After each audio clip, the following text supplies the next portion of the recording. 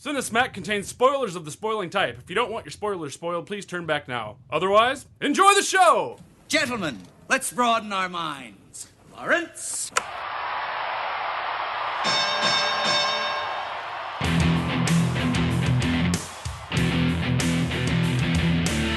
Ladies and gentlemen!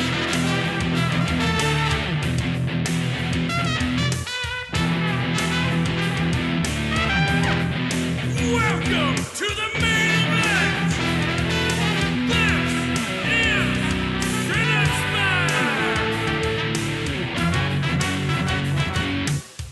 And the winner is... Hello, Cinesmacketeers, and welcome to bout number 172 of Cinesmack, the podcast about films by filmmakers. I am your host, Mike Keeler. Joining me tonight is our panel of award-winning judges. First, filmmaker and owner of Arizona Inc. Studios. Andrew, do you know who I am? I was in Game of Thrones. I'm Ed Sheeran, bitch. Zumwalt.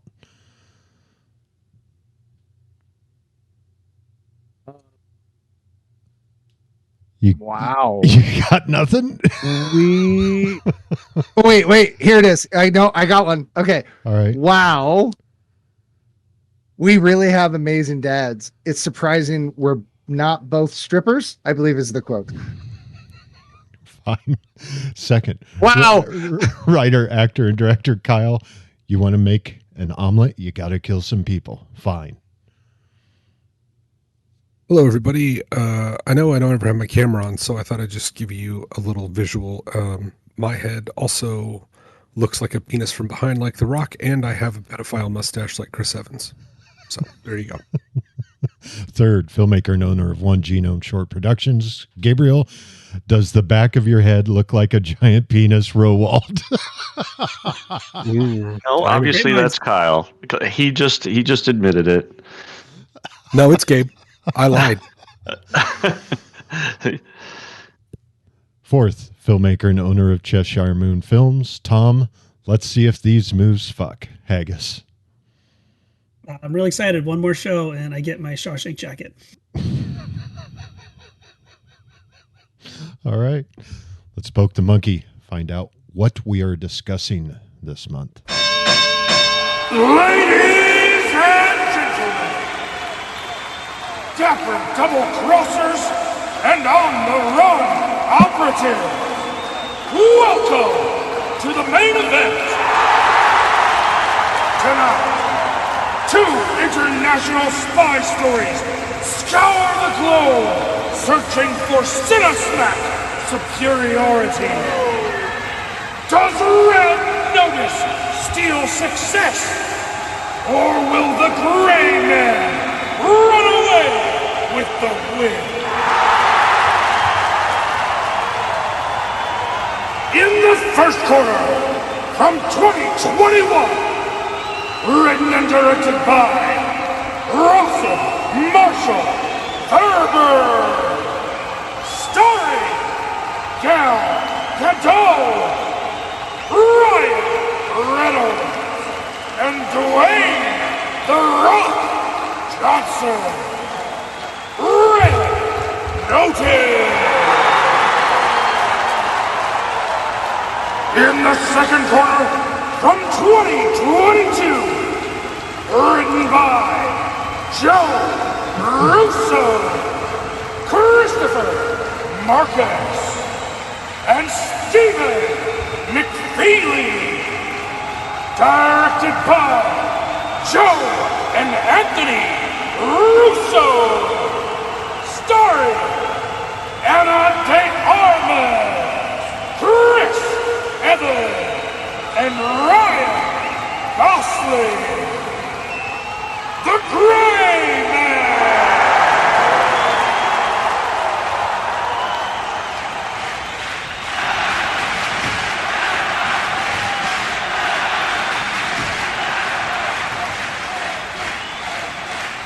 So I remember watching Red Notice right around the time that it first came out, and I remember not wanting to watch The Gray Man because Captain America was the bad guy. And I know that sounds weird, but I just couldn't do it. And in full disclosure, I just finished The Gray Man about an hour ago from right now when we're recording this, and I really enjoyed it. Even as a bad guy, Chris Evans can chew the scenery. Let's poke the monkey and start it off with our first round, which is writing.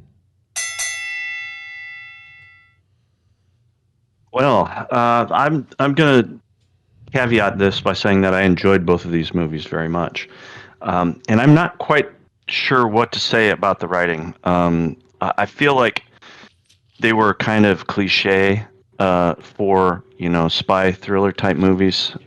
There's all this. For some reason, they have to go all over the globe for everything.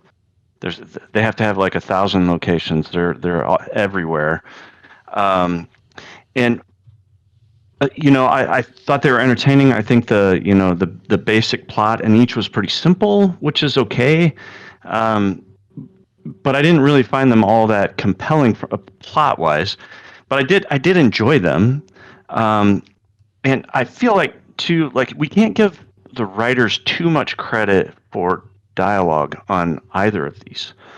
Because it's my understanding. Well, I mean, Ryan Reynolds is in one, and he's ad-libbing and riffing all the time. He's coming up with crazy dialogue all the time. And then I also read that Chris Evans and Ryan Gosling were given free rein to kind of ad-lib a lot of their dialogue. So it's hard to give the writers much credit for the dialogue. Maybe they gave them kind of a framework to work within, and they're mostly just big action set pieces. So I don't know how to evaluate the writing exactly on these. Maybe you guys can give me some insight on that. I mean, I think that's a fair point. So much of it was ad lib. I mean, I think in that case, I kind of shift to the story side of things. And both of them, they have their twists and their turns. And I think Red Notice has a better script in terms of the kind of the story, and it's got a little bit more of an Indiana Jones feel to it, and it pulls you along using that plot.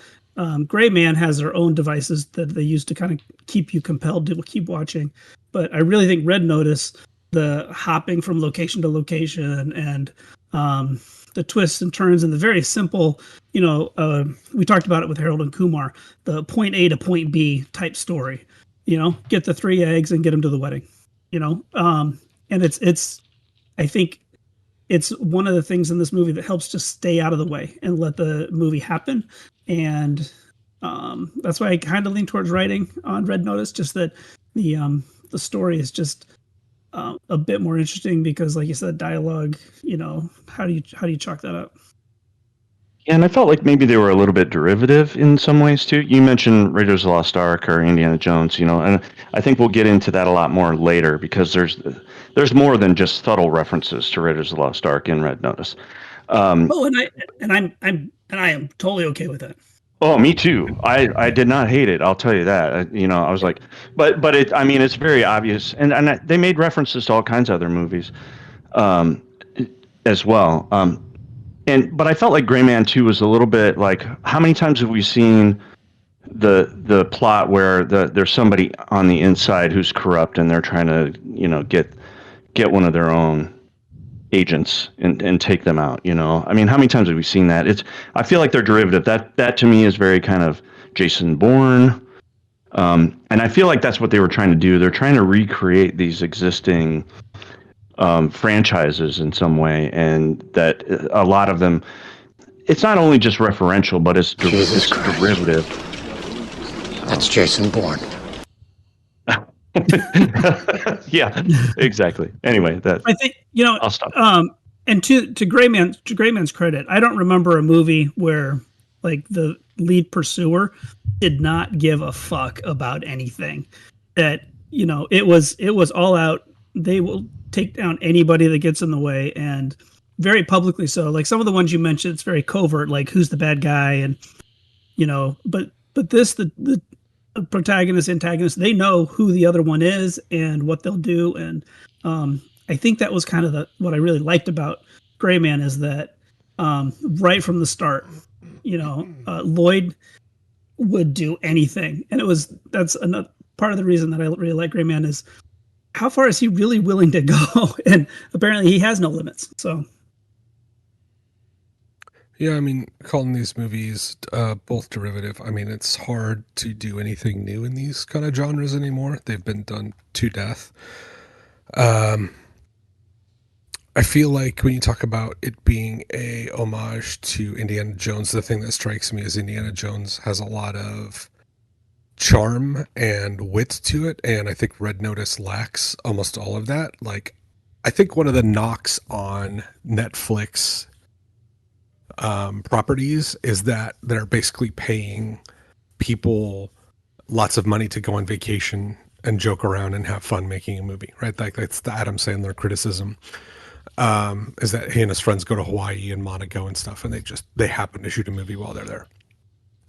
Red Notice feels a lot like that to me, where they got together some people and they had a I honestly think it's a pretty weak, kind of bad globetrotting story that doesn't need to happen. I don't like really any of the characterizations. I don't even like the twist. It's one of those movies. It's like so blatantly it feels like a very blatant kind of cash grab move that it kind of rubbed me the wrong way. And I didn't think it was particularly witty or fun or funny. So I guess I'm shitting all over Red Notice, but I'll start there. Gray Man, yeah.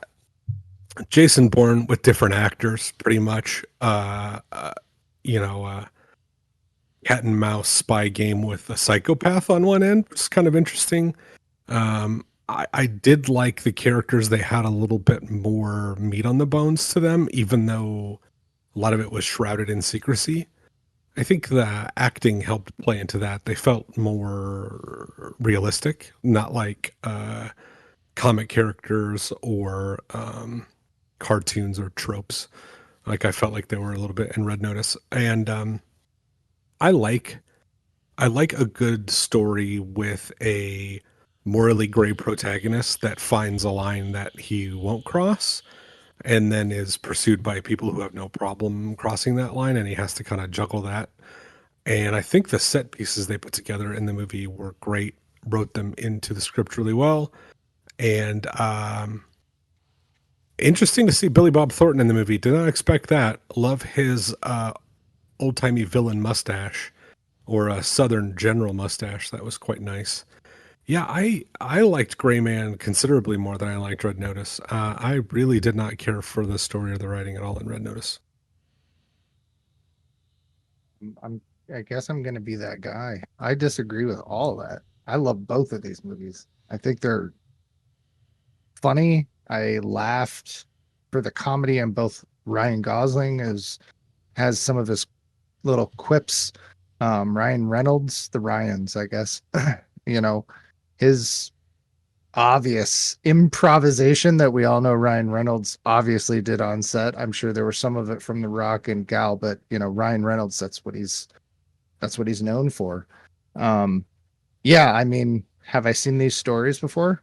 Sure. I've seen a lot of movies where I've seen the story before, but that doesn't make me less enjoy them because they're fitting a mold. How many Oceans movies are there? How many, Jurassic Parks and Star Wars? It doesn't mean that you can't enjoy them just for it's a fun popcorn movie to watch and laugh and just kind of completely shut out. So, yeah, did I see the twist coming? Did I see this happening? Yeah, some of it was pretty obvious, but it was still enjoyable to watch. It was enjoyable to laugh a little bit and to see these, characters. I would say that Gray Man is a little more of a serious right than Red Notice. Red Notice felt very like they went into it knowing it was going to be more on the comedy side. But for the most part, I don't know. I enjoyed both of them. I thought they were great. So I'll be the odd man in this group tonight. No, I want to be clear. I enjoyed both of them too. I didn't. I don't have a problem with either of them. I mean, I have problems, but they're both a really fun watch. I was just gonna say, Yeah, I agree that a movie can be formulaic and very reminiscent and like homage and almost sort of rip-offy in a way to other things, and that's fine if it's aware of that and doesn't try to pass stuff off as original. But to me, if you're gonna do that, it has to have something about it that's enjoyable or hooks you. And maybe it doesn't have to be super original, but it has to have some quality that makes you want to keep watching the movie. And I really struggled with Red Notice. Just even like getting through it, it felt so ham-fisted. And like, I honestly think that this movie is the movie that I got over Ryan Reynolds. I just am like, I'm done with his shtick. And maybe this is just me airing a personal grievance, but like I used to love Ryan Reynolds, but I think I've seen it too many times, and it's there with The Rock too. Right, I've seen the same thing too many times, and this was the one that like tipped the scale. It's the straw that broke the camel's back. I'm fine if you want to be Daredevil, or not Daredevil. That's a very different movie. Yeah. Deadpool, perfect as Deadpool. Yes, that'd be great. Nicely done. Yeah, I'd rather seen Larry David in Red Notice. That'd have been much more fun. Him playing opposite The Rock. Jesus Christ, write that script right now.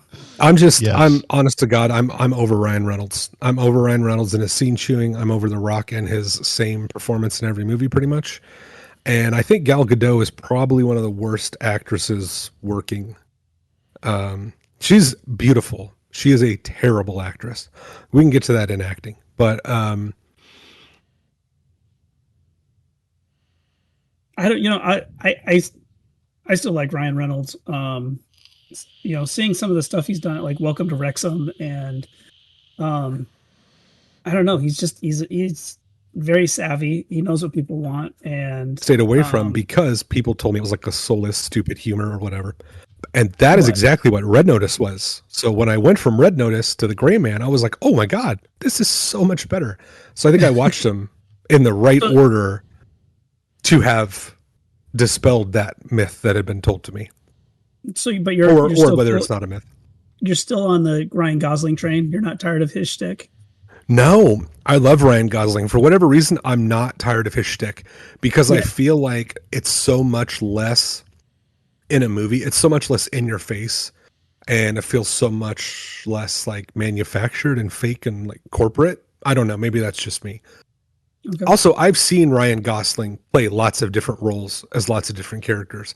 That being said, I don't know if anybody plays quiet psychopath or like dead-faced but still gets some emotion across. Like that's a great Ryan Gosling thing. But I think of movies like The Other Guys. I mean, that's hilarious. And Big Short. Like those are movies where he kind of stretches his wings a little bit. He plays different characters. I feel like Ryan Reynolds is Ryan Reynolds in everything. So with like Chris Evans, how much do you think of that was actually written? I'm kind of tired. We're in the wrong category. And no. But when you're writing the role for Lloyd, we were talking about improvisation and things like that. So did they write a bad guy and then Chris Evans brings his own, style, his own improv into the dialogue? I'm gonna guess that stuff was written. Okay. I love Chris Evans. I think he's great and everything he does, but boy, I really need to believe that someone wrote that for him and he can't, even acting wise, be that big of an asshole. He's good at it though. And I think, what movie it made me think of, was Knives Out. Yeah. That's the movie that made me realize like, oh, Chris Evans can play like a prick. He can play like a bad guy. He's not just Captain America. Because I think up until then, like most of my experience with Chris Evans was just him being Captain America. Well, and rom-coms. He has a lot of rom-coms too. Never watched. I was never really. I never was exposed to that side of Chris Evans. I'll say it. It's just he's it's the goody two shoes. That all-American boy. Danny Boyle is making sure you guys remember that Chris Evans was in Sunshine, and he was a dick in that. So, Oh, yes. Oh, thanks, bruv. While you're there, could you? Who cares? That Yeah, there it That was is. the best Well, he time got for it that. in. Anyway, back to the writing, I just I don't know. I didn't see that stuff about the stuff being improv and ad-libbed, but it doesn't surprise me. But I'm saving that for directing, so I'm just going to shut up. All right, I feel like you guys have said everything you can about writing, and it started bleeding into acting. So Yeah, we let's covered talk about the categories music at Let's once. talk about the Yeah, we music. kind of quick. started it. So I'm ready to vote on both if you want. all right. Yeah, Yep, you just want I'll to skip vote to on the both. end. I mean, I'm just going to put Kyle down for Red Notice, and No, thanks. all right. I'm gonna Danny Boyle the shit out of Gray Man tonight. All right. Gabe, let's start off with your vote. Well, I thought, like I said before, that they were both kind of cliche and derivative. I did enjoy them both very, very much. In spite of that, I think I liked the double and triple crosses in Red Notice. I thought that kept it kind of interesting. So I'm going to go with Red Notice. Okie dokie. Tom? Pretty much what Gabe said. Red Notice. All right. Andrew? I'm going to go with Red Notice for this one. Oh. And Kyle, you're going Red Notice, right? Oh my God. Yeah. Speaking of derivative, we are four white guys with a movie podcast. So yeah, Gray Man for me, and you can just mark that in pen. Okay, that's in pin. And we're trying to stream on Twitch. Yep. Yep. Okay, Checks yep, out. Okay. Yep. The story element and plot device in Red Notice, the fictional Cleopatra's Eggs, invented by writer-director Rawson Marshall Thurber, was so convincing that several cast and crew members on the movie believed it was a real story. Oh wow. So he acts with dumb people. The Gray Man is based on the book written by Mark Greaney, who has taken over Tom Clancy's Jack Ryan series. Mark has 5 novels in the Gray Man saga to date. And according to, well, I mean, it should not surprise Kyle, there's not a lot of writing trivia for either one of these movies. So my favorite in that series is that old Gray Man. He ain't what he used to be. That's the last one where he infiltrates a retirement home to take out the last Nazi. It makes you wonder, was this from the Spy versus Spy? We got Gray Man. Oh, yeah. Could be. Well, no one. They were got secret angry lovers? about Is that what the- you're saying? And it Ooh, got weird. Brokeback Mountain with Chris Evans and Ryan Gosling. Moving on. Second round, acting. You know, you can move categories, but you can't stop what's in my mind. Fair enough. Get him, Chris. Tom, you're muted.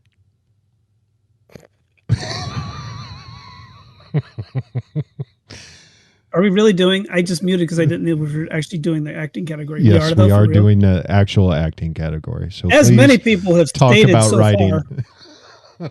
Okay, get some more writing stuff in there. So acting. I like Ryan Reynolds. I like most of the stuff that he's done. I don't know why his snark for me doesn't age. I don't really get tired of it. I think he's incredibly witty and he thinks fast on his feet and comes up with some really funny lines. Dwayne Johnson, I can neither. I mean, he's never done anything that like. Let's rephrase that. He hasn't done anything on screen that I've kind of rolled my eyes. You know, he doesn't pick the best disaster movies. He's done some bad ones of those, but I liked him in Jumanji, and he's good in Moana. I'm excited to see him in Smashing Machine to see, you know, what he can really do in terms of stretching himself. I understand he's kind of a pain in the ass on the set when he's there. So so like the actors in the both of these movies, no one's really like turned me off, and it's so from that aspect, I mean, I went into this thinking, that I'm probably going to enjoy these, and I'd seen these before when they first came out, but for some reason, I don't know why, even on like second and third viewing, I still like watching Ryan Reynolds clips and his delivery. And I think one of the reasons Red Notice works with those two is it's that classic, straight man and foil, the straight man foil combination and Dwayne Johnson and Ryan Reynolds fit those pretty well. But I think the better acting is really in Gray Man. Ryan Gosling is doing what Ryan Gosling usually does in playing his charming and sarcastic, snarky self. And that's another stick that I just can't really get tired of. I think he's very funny, and it's a role that suits him really well. I think the real breakout of these two movies, like we've said, is Chris Evans playing the heavy, and it's I don't know, it's such a dramatic turn for him to play this role, and but it was so much fun, and he's so he's just very convincing in the role. I kept asking myself while I was watching it, how much of that is the mustache and how much of that is its delivery, because the mustache definitely adds to it. The two female, what's that? Oh, I was just gonna say, is the mustache, is that part of acting, or or would that be like like hair and makeup, or set dressing? In this movie, on that face, yes, I think it's part of acting. I'm surprised the mustache didn't get nominated. Yeah, it may have helped him get into character, having such a douchey mustache. I'm guessing they had never-ending pile of Pringles on set because of that mustache. I think the female leads in this, Ana de Armas, I think just acts Gal Gadot under the table. And like Kyle said, I don't think Gal Gadot's a particularly great actress. I did just see The Materialist, so I do have Dakota Johnson recently in mind. So I know that Gal Gadot's not that bad. I've seen really horrible acting in the last couple of weeks, and so I know it could be worse. But Ana de Armas is a really good actress, and she has a lot of range too. She can do the comedy and action and the dramatic stuff. I also thought Jessica Henwick, who plays Suzanne in Gray Man, did a really great job too of walking that line between trying to rein in what little she could of the mission that was going out of control. But I've talked too much. Somebody else can go now. I cannot think of a better example of damning with faint praise than you are a better actress than Dakota Johnson. Hey, that's amazing. I mean, a win is a win. No, I don't think so. I wouldn't. You don't put that on your LinkedIn. You leave that one off. It's like the summer you spent working at the porno theater. You don't put that on your skills and experience. At least I don't. I don't anymore. But it was that essay that got me into college. But it does get that "where do I know you from" question out of the way, which is right. Nice. It does. Yeah. I saw you, but hold on. I've seen you through some hazy glass, some streaky glass, I think. Okay, acting. So we've already talked about how I'm kind of over Ryan Reynolds and I'm all in on Ryan Gosling. So you can insert that meme of like my ex-best. Oh, you cut out, Kyle.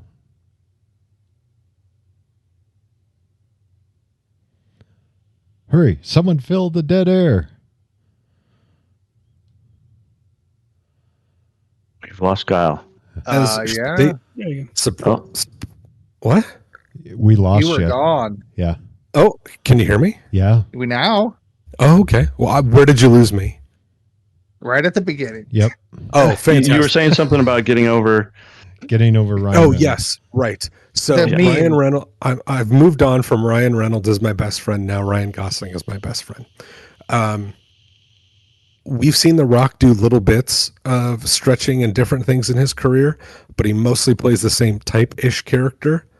Ryan Reynolds has played basically the same character in almost every movie I've ever seen him in, including all the commercials and documentaries and everything else he does. Like, that's all he is. He's like a persona now, and I dislike that.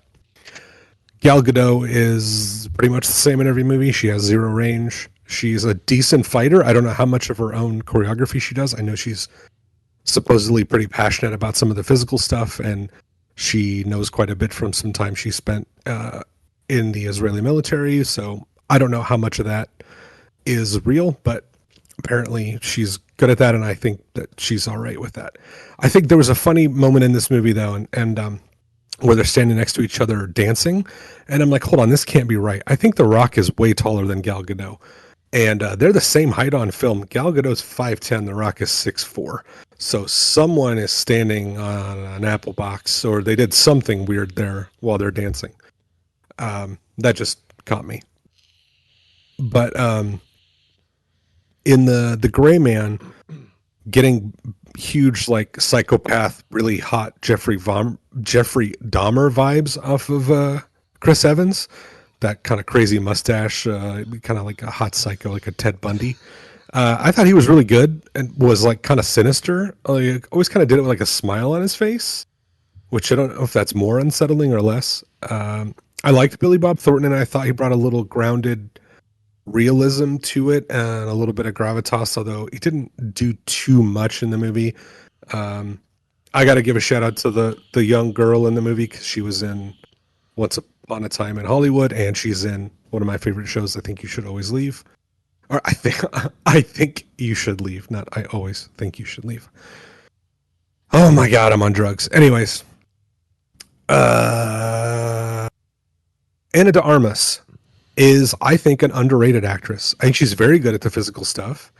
She has good dialogue. She's great expressions. I just saw Ballerina, which I really enjoyed, and she carries that movie. Does a ton of physical stuff in that movie. So yeah, I liked her. I would take the trifecta from Gray Man over the three in Red Notice any day.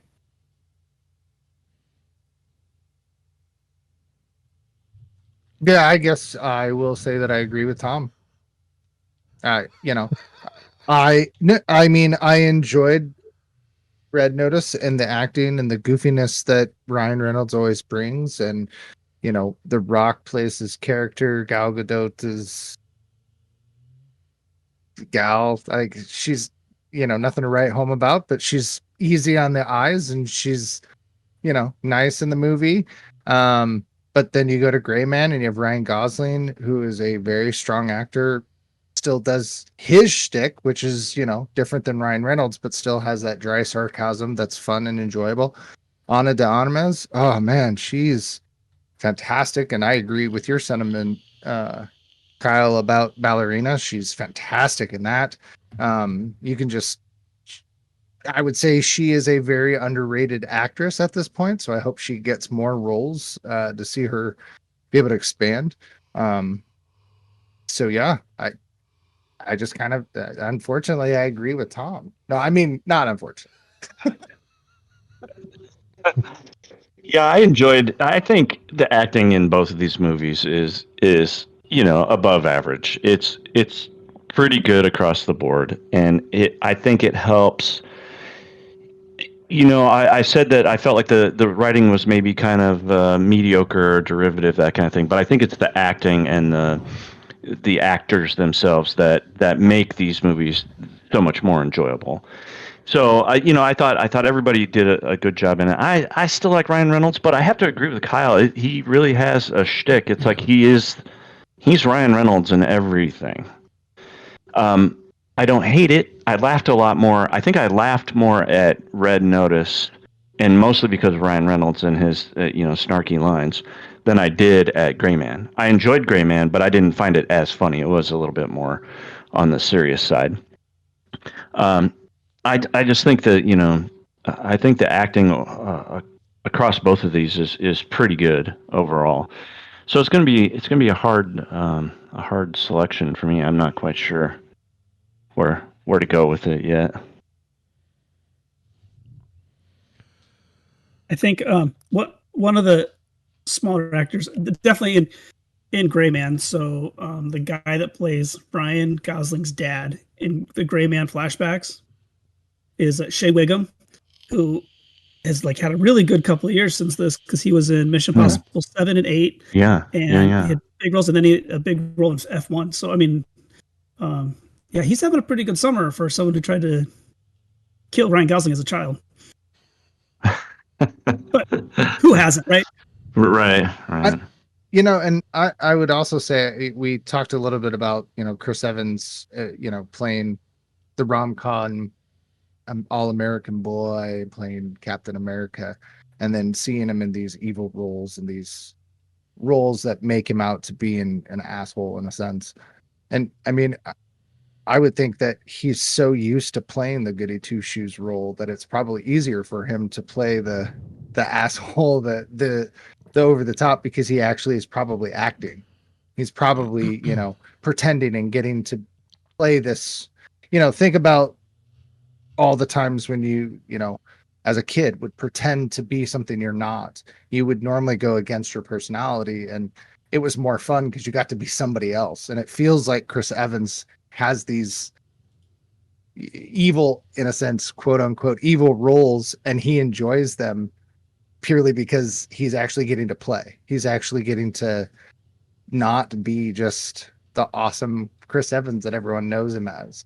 I think it would be a lot more fun to play that bad role. I've heard actors even say that it's more fun to play evil than it is to play the straight good guy, in a sense.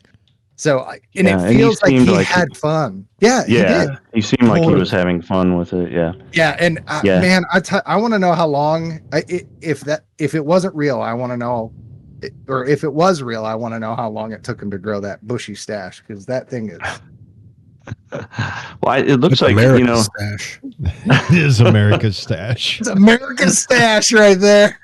Can I just let me make a quick reference to old school wrestling, which is the thing I love. Think of two wrestlers from WCW. Follow me here: Sting and Ric Flair.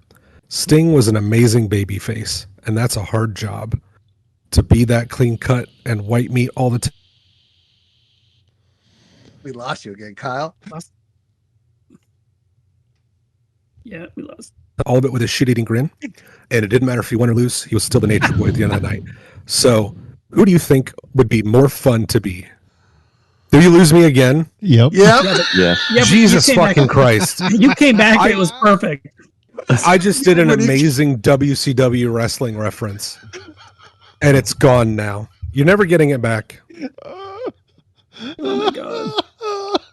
You came back I at blame Ryan babyface. You came back blame at Ryan Reynolds. babyface, and it was gorgeous. Babyface and a shit-eating grin is what you Yep. I was just saying, who do you think would be more fun to be? Sting, a clean-cut babyface, or Ric Flair, a dirty, cheating heel?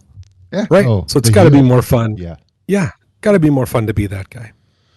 So, I think. Oh, okay. sorry, just to preface, Ryan Gosling, Chris Evans were both encouraged to improvise their lines, and their first character face-to-face meeting was completely improvised, and allegedly Chris Evans called his line about shoot that Ken or whatever it is, in reference to Ken and Barbie. Yep. Was allegedly an ad lib by Evans. Oh. Well, I Because mean, they knew at the time. I think so. The whole spray after he sprays him, and he's like, "What gave it away?" And he's like, "That juicy stash in the white pants just screams Lloyd." Sounds like something Ryan Gosling would just randomly say. All right. Yeah. I just real quick too, and I know we talked a little, but Billy Bob Thornton is really, like you said, adds a lot of gravitas to Gray Man. Yeah. And Reggae Jean Page is someone I've never watched Bridgerton, so he kind of came out of nowhere for me, but he's been someone really fun to watch in Black Bag, and then he was in the Dungeons and Dragons movie. Absolutely. Oh hilarious. yes. Yep. Oh my gosh, he's so funny in that. He is great. So actually, I didn't really have anything to say about him. I just wanted to prove that I could say his name right. So Congratulations. So you're saying that guy's your page. the extra 10 million to the first guy to put a bullet in this Ken doll's brain? There you go. was- Yeah. Allegedly, Yeah. that was ad-libbed. All right, Okay. let's put it to a vote. Oh, you're skipping trivia, huh? No, we go to trivia afterwards. Thank you, sir. No. How long have you Tom. been on this podcast, Andrew? This is my first night. This is Going my to Great first Man. night. I'm Great sorry. Man. You're doing Great bad. man. All right. Still going Great Man. Andrew. Great man. Kyle. Well, I have no idea if anybody could hear this, but if you can, gray man. And Gabe. He said red notice, I think. Oh, was that Yeah, it? that's what I heard. Don't That's what you I heard, fucking besmirch me. Yeah, I enjoyed the acting in both of these. I'm gonna go with Gray Man as well. Oh, geez, Gabe. Don't I don't know. It's a hard sound choice. so I hard on enjoy. yourself. I enjoyed both. I enjoyed both of the Ryans. It's a hard choice. Chris Evans originally was considered for the lead role in The Gray Man, but he declined it to play the villain.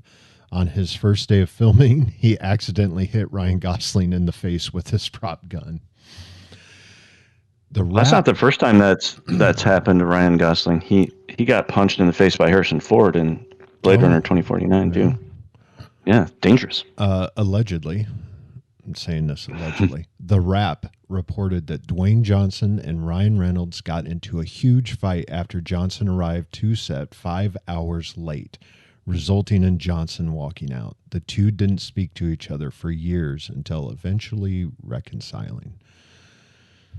So take that with a grain of salt. It's from The Wrap. Let's move on to our third round, directing.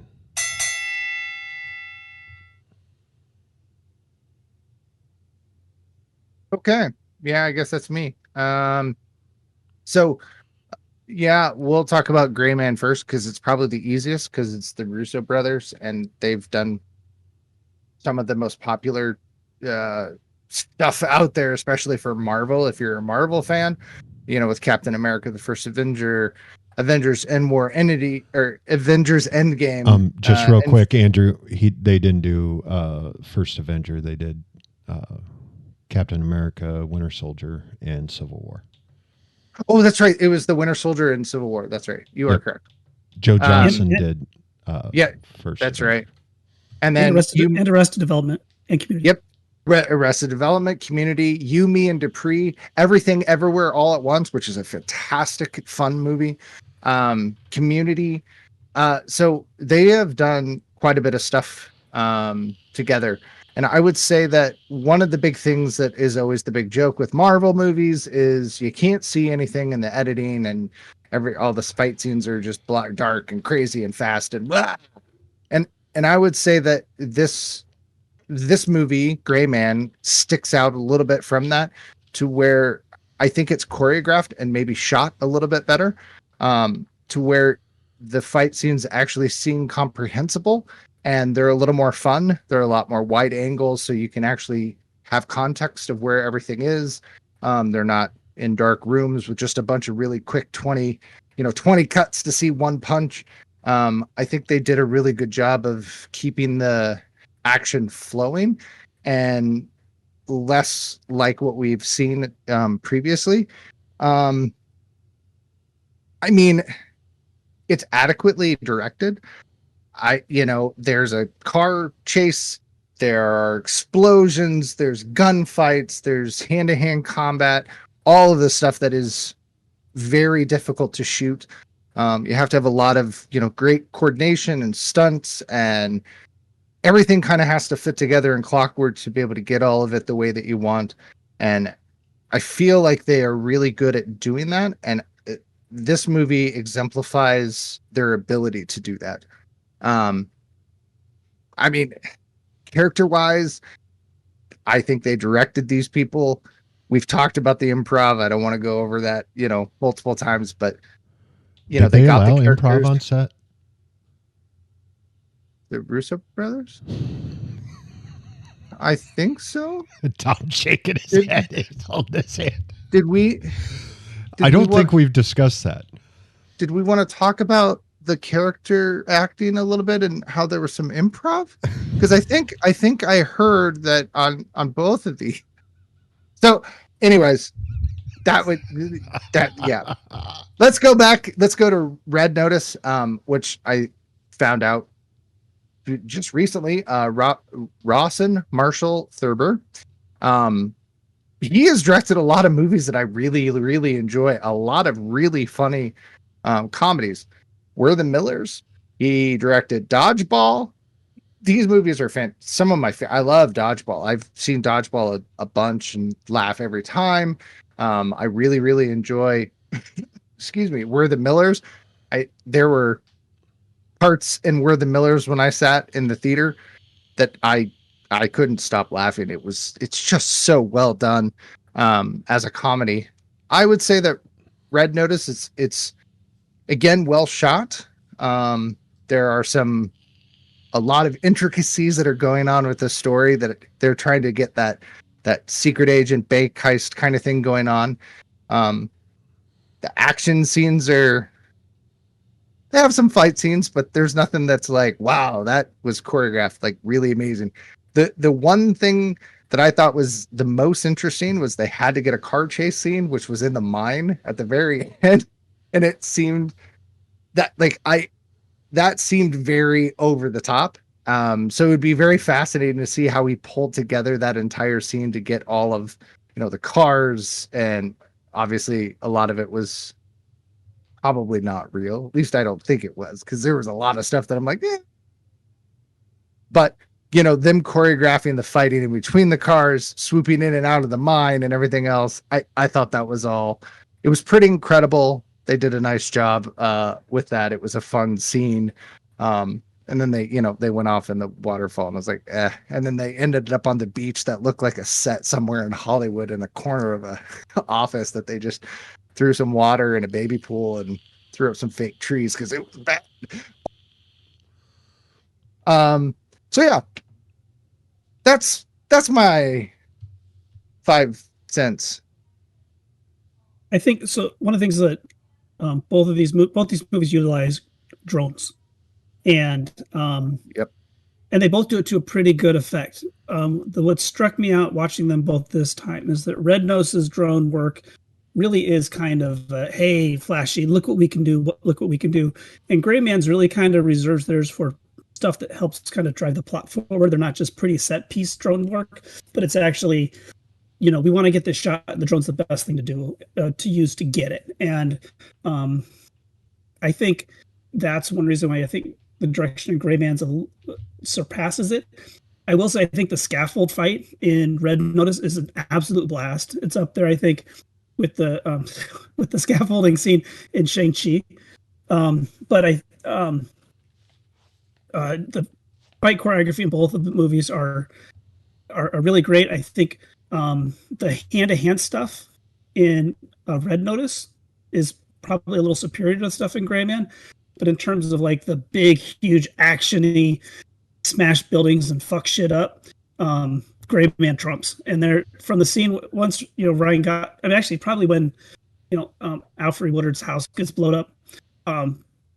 That whole sequence from there down into the square, and then the subway, the streetcar chase scene, that whole sequence is just an absolute blast. And it reminds you, these are the guys that brought you the Avengers, and you're in good hands. And it moves, and you can't catch your breath. But at no time are you trying to figure out like what's going on. You never lose your sense of what's happening in the scene, and the Russo brothers are so good at that. Yeah, I mean, even with a lot of moving parts, they're really good at keeping you engaged in the action and you never feel lost. It's a great point to make because it's very easy to do when things get hectic and chaotic. Saying that, though, it made me realize something, and that is that Chris Evans, for all of his plan, never seems to be aware that people are willing to blow themselves up and drop grenades at his feet. He falls for that multiple times in The Gray Man. He is a psychopath, though, so he pushes someone in front of him. But that happens twice. Also, two respected actors blow themselves up to help Ryan Gosling. So he's got to be a pretty nice guy. If Billy Bob Thornton and Alfred Woodard are willing to blow themselves up. Well, they know he's the boy who lived. That's a Harry Potter reference? I don't understand. Neither do I. I don't get it. Fair enough. Well, on that non sequitur, I know Mike loves a good grenade launcher. I don't know how you fire a grenade launcher with that accuracy while running. That's insane. She That was so awesome. Yeah, that was pretty crazy. I also like that no matter how bad shit gets, Chris Evans never untucks his polo shirt and wears loafers with no socks, which is a choice. Yep. I do love that. And the white pants. Yeah, so I think the directing in Gray Man was great. It captured a lot of the flair. It captured a lot of the gravity it was trying to get across. It never took it was kind of serious and dark, but never overly too much. You could tell the difference between these two movies because I was watching Red Notice, and pretty quickly I told my wife, I said, no one's going to get shot in this movie. They're going to keep this movie like PG. They're going to shoot guns at people. They're going to blow stuff up. No one's going to get shot and fall down and die. Okay. And like, as far as I know, that like never happens. Guys just don't get like shot in the face or the head. It's not John Wick. But in the Gray Man, there's like actual physical stakes. People get shot and killed and like bad things happen in a movie about bad things. That being said, Red Notice felt like it was set piece, bad joke, weird adventure twist, set piece, like over and over again. Not that the Gray Man wasn't moving from set piece to set piece, and as we mentioned, multiple times repeats respected actor blowing themselves up with a grenade while Chris Evans falls for it, or lighting a house on fire. And then yeah, I don't think like the most original. They're not like gonna win any awards. Maybe for stunt work, fight choreography, some stuff like that. But I think the failing in Red Notice is like not telling actors not to act a certain way, or getting a better, different performance out of them, or shooting all of Gal Gadot from behind so you can replace her dialogue, or something like that. Yeah, there's this gap between these movies, and acting and directing is definitely part of it, with the shot choices and the set pieces and the tone and the way it looks. It's just much more visually interesting than Gray Man is to me.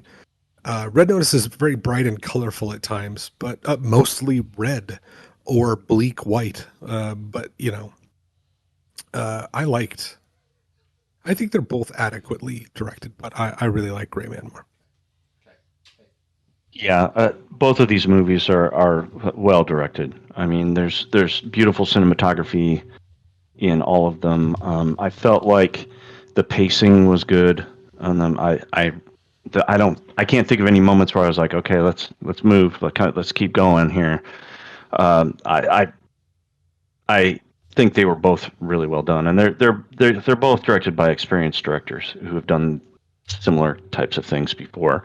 So I guess that's to be expected. And they had huge budgets, so that, you know, I'm sure they had great crews and that kind of thing. And I don't know,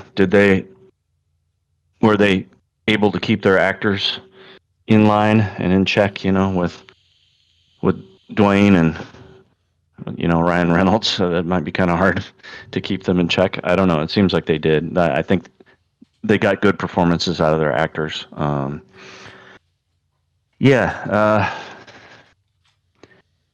guess I don't know. I think the cinematography is what stood out to me mostly, and especially in Red Notice. It was really a beautiful looking film.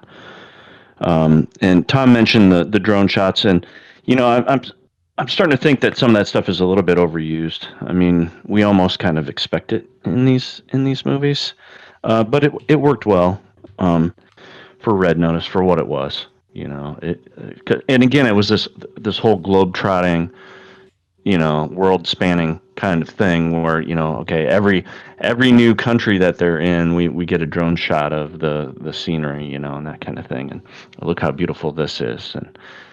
And yeah, I guess I don't have a lot more to contribute on the directing. I think you guys covered a lot of it. So That helped. I know my opinion doesn't matter since I'm the host, but I would say this, that drones are a great tool for your establishing shots, right? It adds movement. It can add a little bit of depth. But Andrew, real quick, I want to know who has told you that they can't watch fight scenes in Marvel movies because they're too dark or too close up. Because, in my opinion, the best Marvel movie, directed by Joe and Anthony Russo, was Captain America: Winter Soldier, and you could tell everything that was going on. And they they have, I think Kyle said it, they have a great way of laying everything out, and you know where everything is in relationship to the characters, the camera, everything. I said that Marvel movies are known for it, and that the Russo brothers do a better job at establishing fight scenes. Because I just want to know who they were, because I will fight them on top of a tram. That's all I'm saying. The only thing I was going to point out is Tom had mentioned that in Gray Man there wasn't a lot of close-up fisticuff. The fight choreography you were talking about that. I love the fight at the end around the fountain, and Chris Evans' knife work is amazing. Like that scene where he has the knife and Ryan Gosling has his arm pinned back and he tosses up, catches with the other hand and stabs him. I'm like, oh my, that was awesome. And I think one of the reasons that scene works is because so much of the other action in the movie is big and involves planes and streetcars and that kind of thing. And when it comes down to it, it's these two guys, hand to hand. I thought that was a really great choice. Yep. Mono. And your establishing shots, you're right, Mike, but you also look at it as they have these really amazing places that they're at with beautiful architecture and beautiful scenery. Why waste that? Let's get some B-roll, because the next movie we make, we already got it. I know the rounds ended. We'll get your votes. But I think Red Notice also had, I think it suffered a little bit from COVID-19. Like it was shot during COVID-19 and they had all these protocols. So I think that, and I'm not saying this, if it's bad or if it's good, but I just think that they had to work around a lot of stuff that they normally couldn't do, would normally have the freedom to do. Maybe that explains some of the sets. That could be. Yep. All right. Let's put it to a vote. Andrew. I'm going to go with Gray Man for this one. All right. Kyle. Guess what? Gray Man? Uh-oh. No. No way. Believe it. No. Tom. Shocker. Gray Man. And Gabe. Gray Man. All right. Rossum Marshall Tucker has said in interviews that he views this film as a love letter to Raiders of the Lost Ark, National Treasure, True Lies, Ocean's 11, and the 2 versions of the Thomas Crown Affair. He also has a cameo as an exhausted film director in a bar.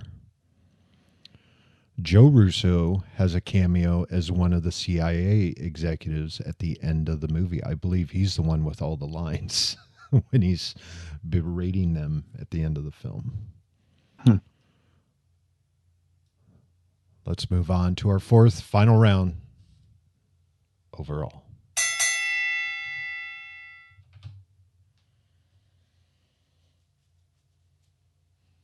Well, I'm not sure there's much else that can be said about these movies, but I will give it my best go. The first thing I will say is to Rustin Marshall Thurber.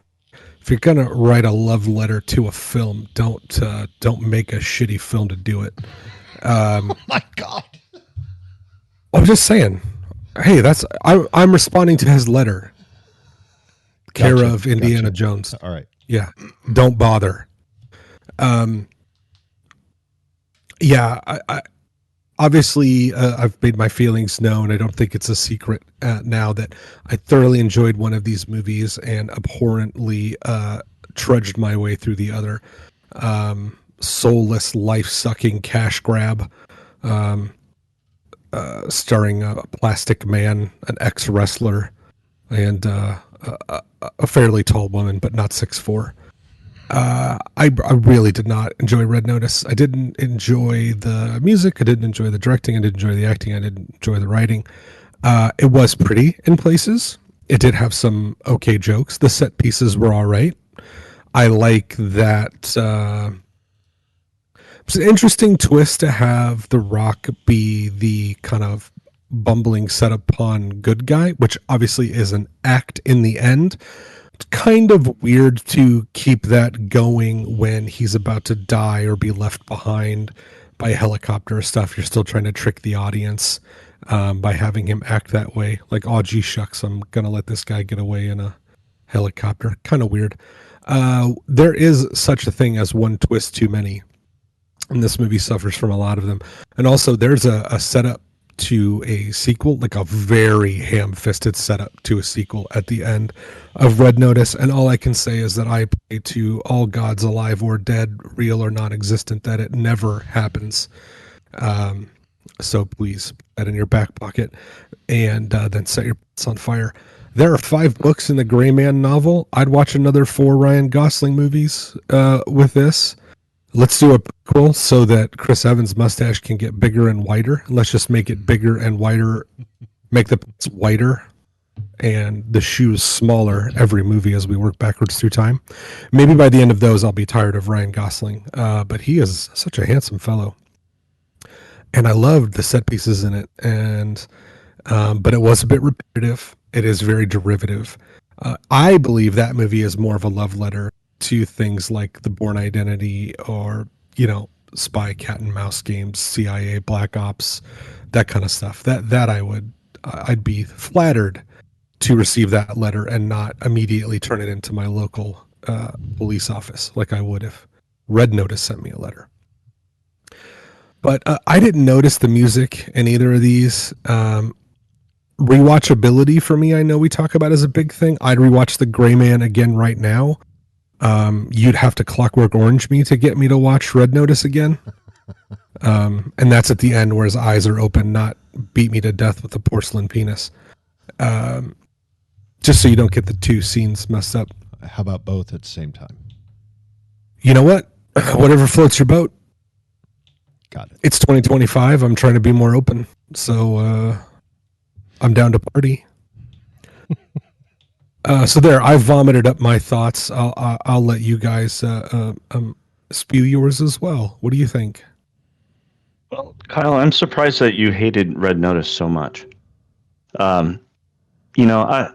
You could make an argument that neither of these movies are really, great movies. But even so, they were very entertaining. I enjoyed them. I enjoyed them both. And I'm just surprised that you feel so strongly about Red Notice and are so enamored with Gray Man. I don't know. It's just an observation. I'm not trying to change your mind. Yeah, and one of the things the ship sailed. Yeah, I know. One observation I wanted to make. I actually lost you guys there for a minute. I caught the tail end of that. But yes, oh, really? Seriously, yeah, I did. I think it's whenever anyone tries to speak out against Gray Man, I think my internet cuts out. Oh. No, I heard what you. Yeah, I did catch the gist of what you said. I don't know what it was about Red Notice that just rubbed me the wrong way. It felt so soulless to me, and I just did not enjoy it at all. And maybe the Gray Man is exactly the same thing, but it pulled the wool over my eyes, and I can't see it for what it is, or it hit it a little better. I don't know. I really don't know. But I would agree with you. I don't think either of these movies are like top tier, making anyone's top 100 list or whatever. But I think the gulf in my enjoyment of the two is really what gave me such strong feelings. Yeah, I just find that interesting. One thing I wanted to mention about these, and we kind of mentioned it in the directing category of the love letter to these other movies, but yeah, it was really obvious that Red Notice was making not even subtle references to other movies, especially Raiders of the Lost Ark. I mean, Ryan Reynolds is whistling, the Raiders march when he goes down the stairs in there. I mean, it's very clear that they're, and even there's even some music that's referenced to when they go when they put the ark in in the warehouse with all the boxes and that kind of thing. I mean, and it looked like that down there in that, and it's it's a Nazi bunker, and it's got all those crates in it and that kind of thing. So it's very, very obvious. There was a little bit more subtle one, I think. I don't know if it was intentionally a reference or not, but I felt like there was a reference to Fight Club in it, which would not surprise you guys, but because he takes that soap and he throws it in the thing and makes nitroglycerin. So he's using soap to make nitroglycerin, which basically is what they do in Fight Club. So I felt like that was maybe a slight reference to that, maybe. I don't know.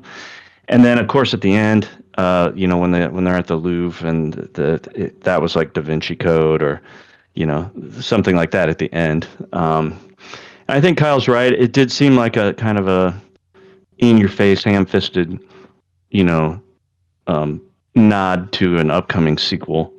Where they all escape and they all start working together. It's like, well, yeah. I mean, what's coming? There's it feels like there's going to be a sequel to it. But yeah, and like in the past, we've often talked about music in films in this category, but I think Kyle was right, or somebody said it earlier that I don't know if any of the music was particularly memorable in either of these. Do you guys? What do you guys think about music? Not from a score standpoint. I thought some of the needle drops in Gray Man were kind of cool. I mean, the Silver Bird from like 1970 was a deep cut, but I thought, those kind of stood out because it was, because her and the record player and stuff were kind of a theme that ran through the movie. So, although I do got to say, like, they have a decent amount of money. I don't know why she's playing her records on a Crossley. Like, somebody should pluck to a Billy Bob Thornton's fingernails for having her have such a shitty record player. But I mean, come on, get her something decent. So right. Well, I mean, there was Beastie Boys in Red Notice. Yeah, for a second, I was like, oh my God. Okay. Well, that reminds me of another thing I wanted to mention too. Yeah, it was like for a second, I'm like, that came on. I'm like, I turned to Jill and I said, I love that song. And then all of a sudden it was over. I'm like, oh man, that sucks. I loved that song. And I thought it would have been really cool to play during a chase sequence, but then it ended up being a joke itself. One of the things that I did not like about Red Notice is the shameless marketing of their alcohol brands. Oh, really? Aviation Gin? Yeah, Aviation Gin. And you can tell when The Rock is sitting at the bar in one place, they pour him a glass or a shot of his Terramana tequila. So they're both like shamelessly plugging their alcohol. And I was like, it was a little too obvious. When Ryan Reynolds goes into his house, it's sitting there, that bottle is very distinctive. You can't miss it. The words, yeah. It wasn't shameless. Yeah. I'm not gonna question any of Ryan Reynolds' business dealings because he knows what the fuck he's doing. I mean, well, that is true. I mean, and I've heard he makes more money off. Well, he made more money. I don't know if he actually still has any ownership in the Aviation Gin or not. But that and he's got phone company and a soccer team. I mean, he's right. Like he can act in whatever he wants to at this point, and he does. Right. Yeah. But I just thought it was like I kind of rolled my eyes when I saw it. When I saw the bottle on the counter, I'm like, oh God. And then just a short time later, then the Rock is drinking his own tequila. I'm like, oh, geez, really? Does everything have to be an advertisement? I feel like so much of our entertainment these days is really just an extended advertisement for something else. Well, even Which The brings movies up a really themselves. good point. Don't forget Johnson and Johnson augers. We're there for your auger needs. I mean, look, as far as like the advertising and the product placement, they've been doing it in movies forever. But these are two movies that are made by Netflix. I mean, they're basically just advertisements for Netflix. I mean, right. It's what is true. to get you to subscribe. It's not about going to the theater or seeing it with strangers. It's about you to make sure that you make your monthly payment. Right. So, exactly. And I mean now a lot of the digital services now, they have pop-ups while you're watching the movie. You can buy products right after you watch the movie. Disney Plus has just started doing this whole, you can buy the plushies while you watch the movie. Nope. That shit happens, I'm out.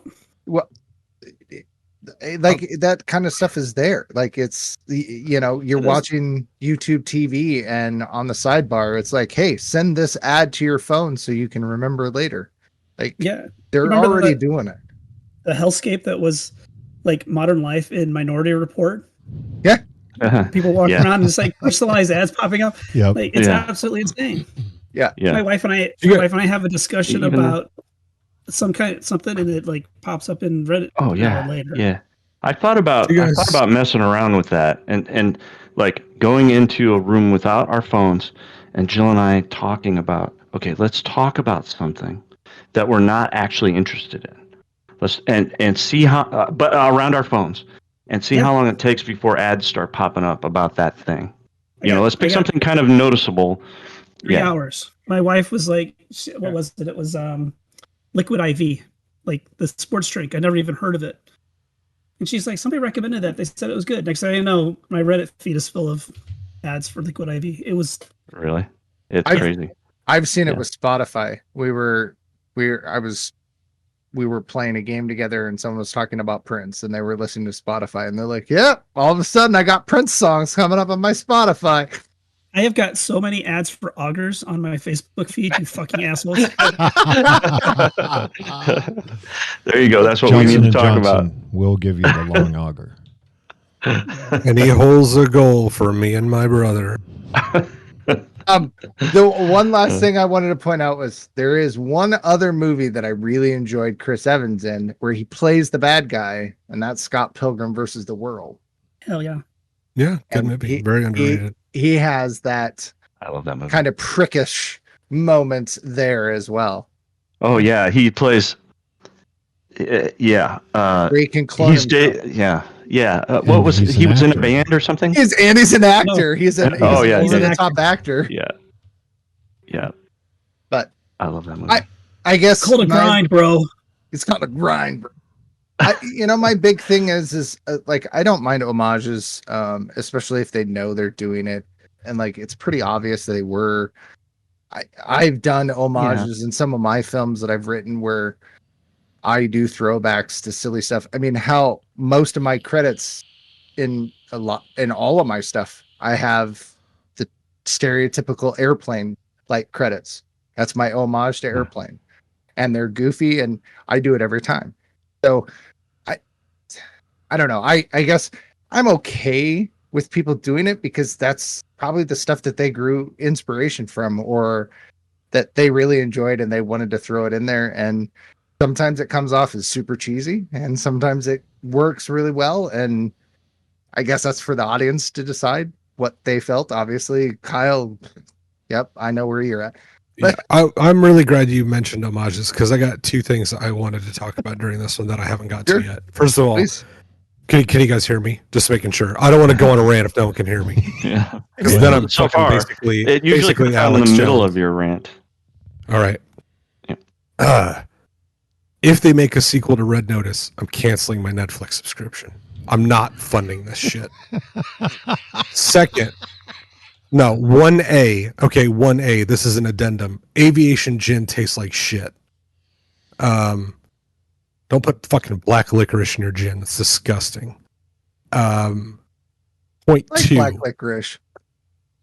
You and 0.3% of the other people in the world So you get in your little weird corner and eat black licorice. Give me some Jaeger and we can have some fun. Jaeger's good when it's ice cold. Otherwise, get it out of my face. All right. Second, if your movie in 2025 uses the Wilhelm scream, Yeah. I am More than going once. to What? dock your movie 99%. You are going to go back to 1%. I am That was- fucking over it. That was tongue in cheek. It is just no, like, it's do not too take much. this seriously. This is What? a joke. This is a joke that has been. It's not. It's never been funny, and it's been going on for 30 years. More Let's- than 30 years. I know. Tell me It's you have time. it. Mike, tell me you have that ready to go. Time to stop. I don't. It's time to Sorry. stop. I did notice that the punching while they were racing their cars down the mine, that the punch hits were the Indiana Jones fight punches. I'll tell you what. We went and saw The hit Raiders of with the the Lost echo. Ark. Yeah, we went and saw Raiders of the Lost Ark on the big screen a few weeks ago. And one of the things we talked about was the punch sounds and Yeah. how they were way over the top, but it was They're very freaking, distinct. and yeah, it was very fantastic. It was so cool. And the gun sounds. Like the guns sounded really cool too. And I think about that, you know, when I was watching Red Notice and that kind of thing. I don't feel like Red Notice lived up to it. Maybe they were trying to do an homage to that, but the punch sounds in Raiders of the Lost Ark are just like Oh, they're fantastic.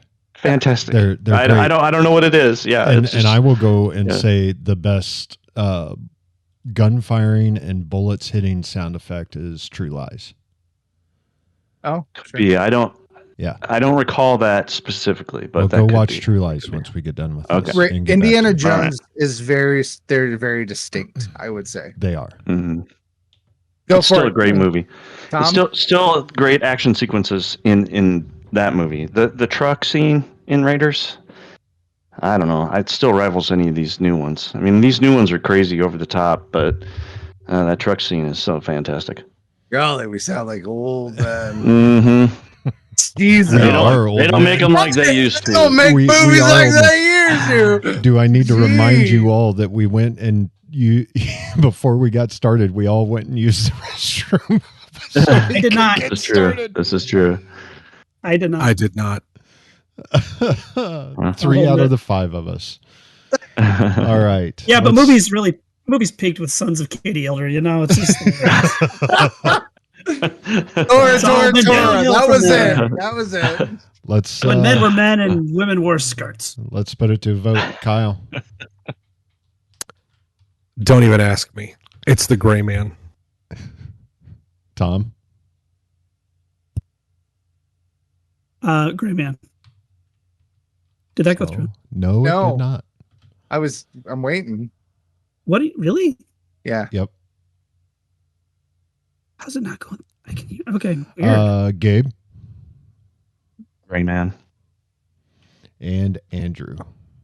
I want to give a little bit of love balance, so I'm giving it to Red Notice. Okay. All right. In the first meeting between Billy Bob Thornton and Ryan Gosling in The Gray Man, Fitz states that Six was born in 1980, which is the exact same year that Ryan Gosling was born. What a baby. Thus, the actor character are 42 years old during the main storyline. And I just found this weird. Apparently, Netflix, someone needs to watch some of their other movies because the birthdays of both Dwayne Johnson and Ryan Reynolds' characters match both the actors' real birthdays. These are the 2nd of May and the 23rd of October, respectively. And my favorite piece of trivia was at the end of that, they said they did not mention Gal Gadot's character because she is supposed to be mysterious. So you don't know what her birthday is. So it's like, oh, I can fit some more in here. All right. Now that that's over with, let's move on to our, I don't know. What are you doing, Tom? I'm playing lens flares with my camera. Go ahead. Okay, JJ. Let's move on to our recommendations for this month, and we will start it with Tom. Oh, thanks. That's awesome that you did that so I could stop sticking around with my lights. All right, See so what I we're did talking about actors rather, playing against type. And I saw a movie that had Benicio del Toro in it, playing completely against any roles that he's done in the past. And that's The Phoenician Scheme, Wes Anderson's latest movie. Benicio del Toro plays a wealthy billionaire who's being targeted by multiple assassins.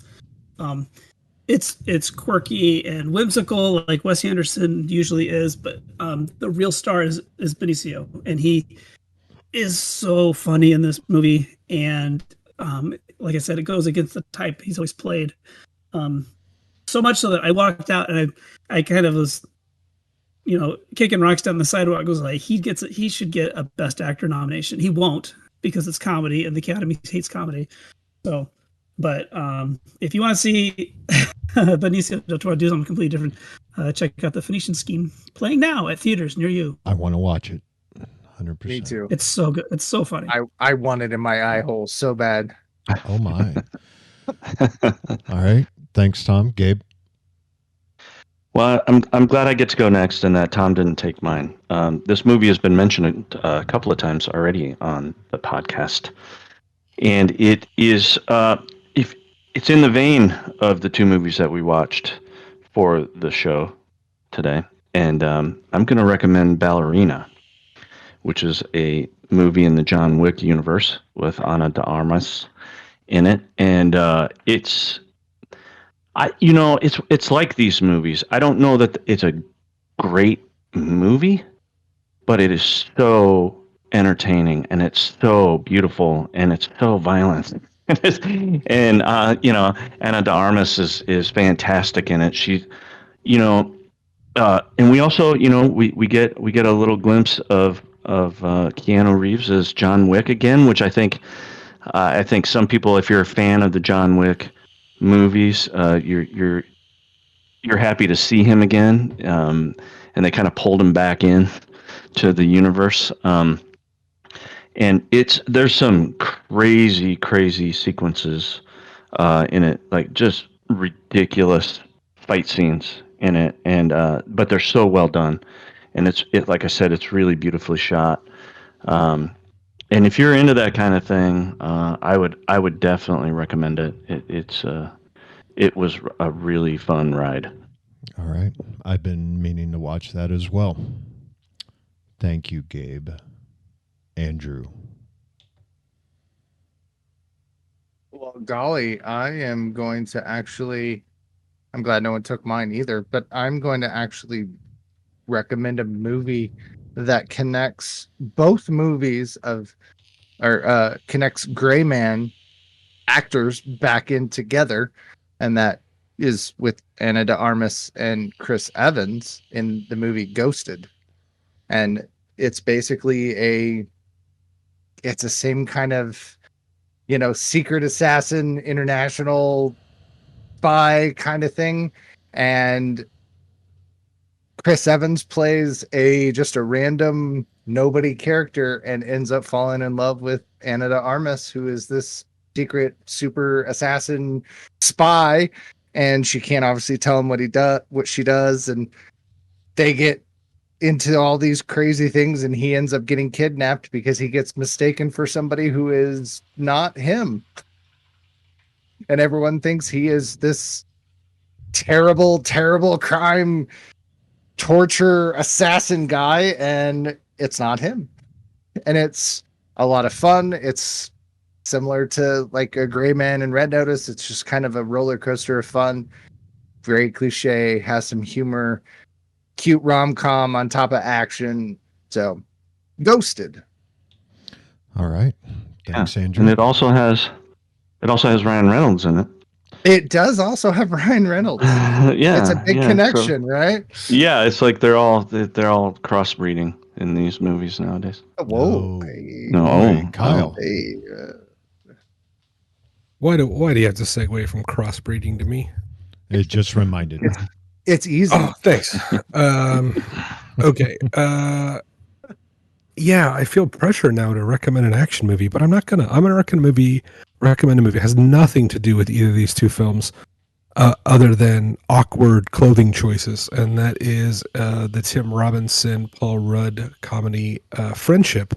I saw it in the theater twice. Once with my friend Jason, who is a big I Think You Should Leave fan, and then my wife wanted to watch it, so I saw it again. If you like I Think You Should Leave, it is basically a 90-minute I Think You Should Leave sketch. It has some flaws in some things, but it also has some hilarious moments. And I hope that Tim Robinson keeps getting a chance to do that kind of stuff, because I will turn up to see it all the time. So check out Friendship. It's a very different, quirky movie. So if you're into a little absurdist comedy and heightened realism, it's interesting. All right. Thank you, Kyle. Mine is not necessarily an action movie, but I think everyone needs to go see it on the biggest screen possible. It's directed by Joseph Kosinski. It stars Brad Pitt, Damson Idris, and Javier Bardem, and that's F1 the movie. It was fantastic.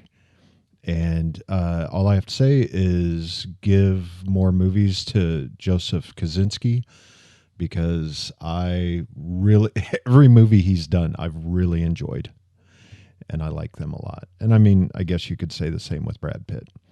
But Damson Idris is really good in it, and Javier Bardem, everyone's used to seeing him using a pneumatic cow killer to kill people. This goes against that, and he is very charismatic and very good in the film as well. So check out F1 the movie. I've heard really good things. Yeah. Iowa filmmakers, man. Yep. Yeah, I was going to Right. say, I always like to mention when Joseph Kosinski's name comes up, I always like to mention he's from Marshalltown. Yep. And I narrowly missed an opportunity to go meet him up there in Marshalltown. I don't remember why I couldn't make it, but he was back there and he was talking to filmmakers and stuff, and I wish I had gotten a chance to meet him. Well, Joe Russo too. Yeah, that's right. Really? University of Iowa. Yep. I did not know that one. That's Yep. right. Okay. Okay. Well, we're going to poke the monkey and find out who won this month. Ladies and gentlemen, may I have your attention, please?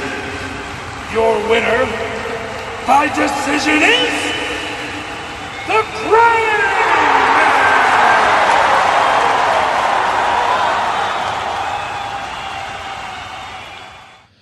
All right. Well, that was a little more lopsided than I thought it was going to be, but 12-4. And I really do think that Red Notice suffers from, being made in the time that it was made.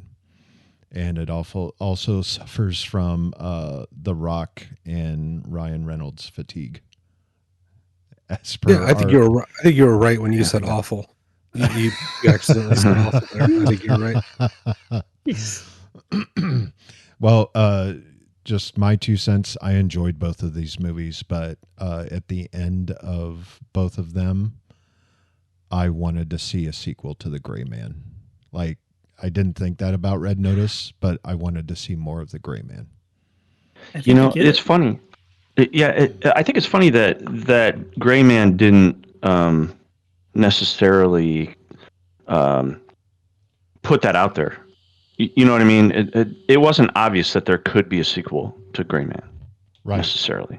I mean, well, obviously there could be, the way it turned out. But like Red Notice, it was in your face. Like, they're setting up for a sequel on this, But Gray Man, I didn't feel that way. It was a little more subtle. And like you said, if it's based on a series of novels, what you said, 5 of them at this point, 5 of them. There's definitely material for sequels there. And I I would probably watch them.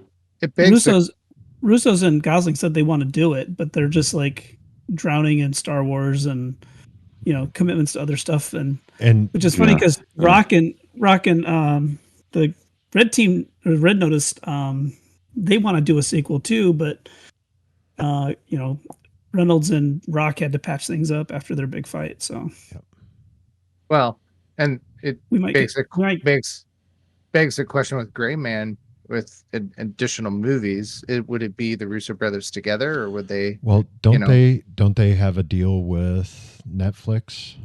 Don't they have like a big deal? Their production company has a big deal with Netflix. But does it mean they have to direct together, or can they do? I think that's what I'm saying. They did separate. That's why I was throwing it out there, because they've done separate projects, and it's a different in a movie. Yes. Yeah. And they usually do different films when they're working separate, but when they're working together, they do these types of films. Yep. Yeah. Look, I think with their scheduling stuff, they're just going to have to pass it off to another director. Yeah. So Joseph Kosinski. I'm thinking, I'll go. I think it's too much for one person. I think they need to bring in the Coen brothers for Gray Man 2. Oh my God. Wow. That would be so different. That would be different, but also fantastic. But it might be really cool. Yeah. Let's just 4 rooms the Gray Man, right? Where you get you get a different director for each one, kind of like what they did with Mission Impossible. And I thought you were going to say Danny Boyle. No. He's got other stuff he's working on. Tom already got his check. Tom already got his check. He mentioned Sunshine. That's right. Danny, he left an hour ago. How about Simon Pegg and? Oh, that would be all right.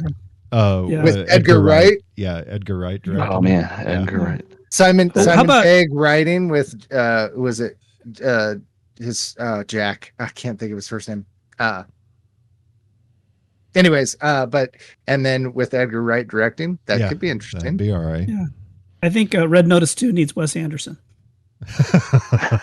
That would be a different action movie by far. I think somebody needs to do these things. Like just even if it's just a short, like I've seen like someone took Star Wars characters and put them in like a Wes Anderson film. Yeah, it's AI generated. Yeah, and I thought, oh, that's really funny. But we ought to do that with these movies. It's let's do Gray Man with Edgar Wright or the Coen brothers or something, and see what he's that doing comes Running out like. Man. He doesn't have time. Yeah.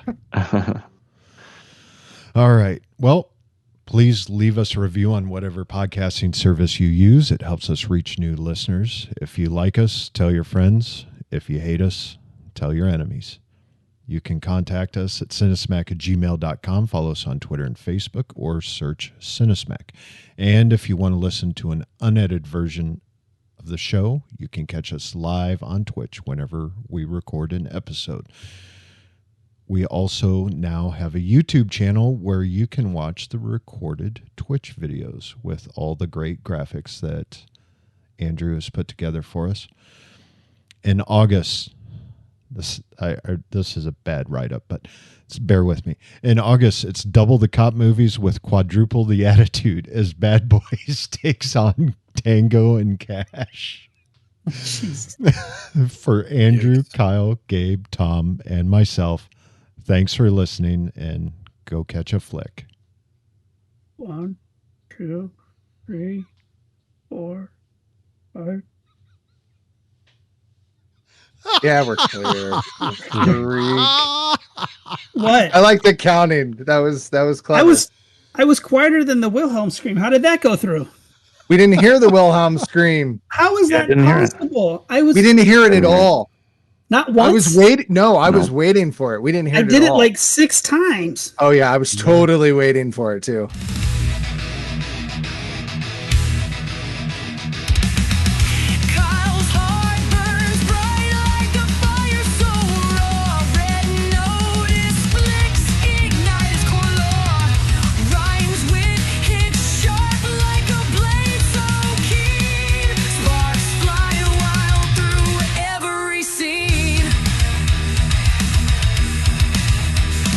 Dwayne stands tall, muscles carved.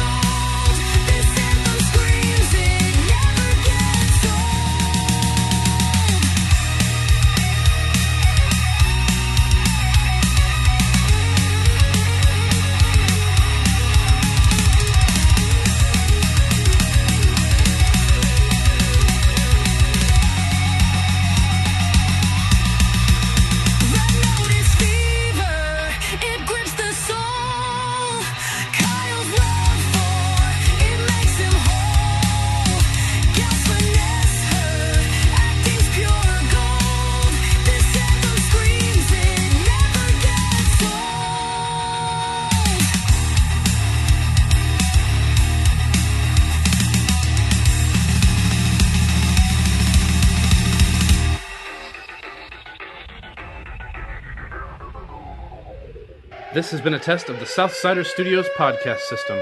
This was only a test. If this were a true lack of entertainment, your head would explode. Go to iTunes and subscribe to our feed. Just search Southsider Studios.